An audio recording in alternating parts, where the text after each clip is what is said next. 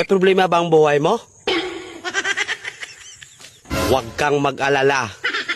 May advice ako. Pakinggan mo. No. Alam nyo, ganyan talaga ang buhay. Parang life.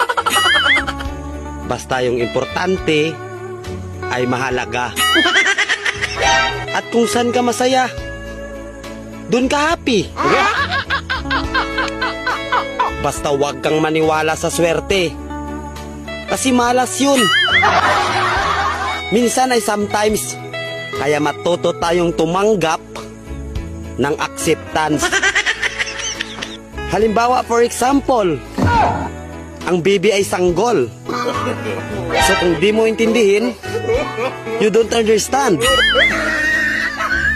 Basta kaibigan, lagi mong tatandaan that wherever you go are there. At the end of the day, ay gabi na. At alam mo, walang umaga sa Japan. Kasi lahat sila ay hapon.